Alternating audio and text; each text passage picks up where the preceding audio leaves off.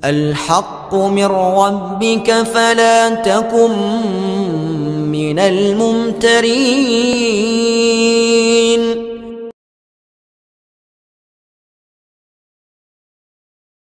Dukun dakwah Al-Haqqu TV, pembangunan asrama, panti asuhan dan pondok pesantren Al-Haqqu, serta pembangunan Masjid Islamic Center Al-Haqqu.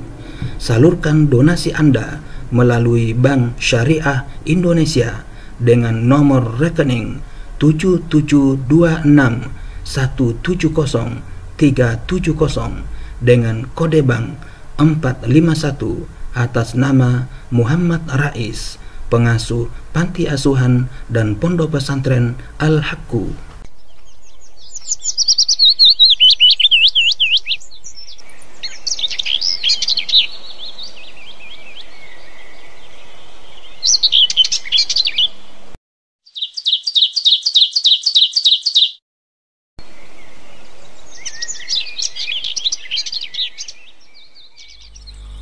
Bismillahirrahmanirrahim. Assalamualaikum warahmatullahi wabarakatuh. Alhamdulillahi rabbil alamin. Wassalatu wassalamu ala rasulillah Muhammadin wa ala alihi wa ashabihi wa man tabi'ahuda ila yaumiddin, amma ba'. Para sobat Al-Haqqu TV dimanapun Anda berada, alhamdulillah kita bersua kembali dalam rangka melanjutkan kajian Kamus Al-Quran, rujukan lengkap kosakata dalam Al-Quran. Kali ini kita telah sampai pada kosakata yang ke-167, yaitu jasimun, jasimin.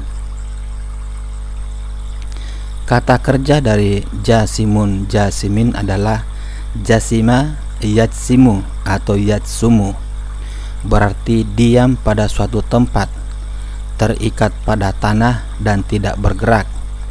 Orang yang diam pada suatu tempat dan tidak bergerak disebut jasim, dan bentuk jamaknya adalah jasimun atau jasimin.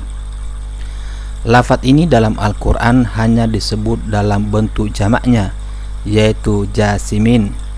Ia diulang 5 kali dalam Al-Quran, yaitu dalam surah Al-A'raf, surah yang ke-7 ayat 78 dan 91, surah Hud, surah yang ke-11 ayat 67 dan 94, dan surah Al-Ankabut, surah yang ke-29 ayat 37.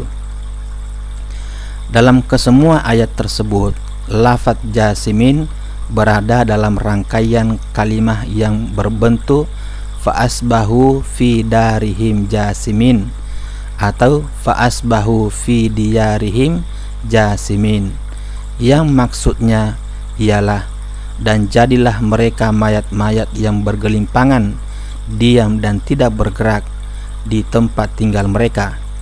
Keadaan seperti itu dialami oleh kaum-kaum yang mendustakan para nabi setelah mereka ditimpa bencana yang dahsyat. Kaum yang digambarkan di dalam Al-Quran mengalami keadaan itu adalah kaum Madyan dan kaum Samud. Kaum Madyan adalah kaum yang menentang dakwah Nabi Syuaib yang menyembah Allah, memenuhi hak orang lain dengan menetapkan timbangan dan sukatan atau ukuran secara tepat, tidak merusakkan bumi, tidak merampas harta orang lain secara salah dan sebagainya. Oleh karena mereka durhaka dan menentang Nabi Syuaib, akhirnya Allah menimpakan azab kepada mereka berupa gempa bumi yang hebat, sehingga mereka menjadi mayat-mayat yang bergelimpangan, diam dan tidak bergerak di tempat tinggal mereka. Inilah yang diceritakan dalam surah Al-A'raf, surah yang ke-7 ayat 91, surah Hud ayat 94, dan surah Al-Ankabut ayat 37. Kaum kedua yang mengalami keadaan yang sama adalah kaum Samud. Mereka adalah kaum yang menentang ajaran Nabi Soleh menyembah Allah. Malah ketika Nabi Soleh melarang mereka menyembelih unta yang merupakan mukjizat Nabi Soleh, mereka melanggarnya dan berani menyembelih unta itu, dan akhirnya Allah mengazab mereka dengan mengirim suara yang penuh dengan guntur seperti guru. Akhirnya mereka menjadi mayat-mayat yang bergelimpangan, diam dan tidak bergerak di tempat tinggal mereka. Inilah yang dikisahkan dalam surah Al-A'raf ayat 78 dan surah Hud ayat 67.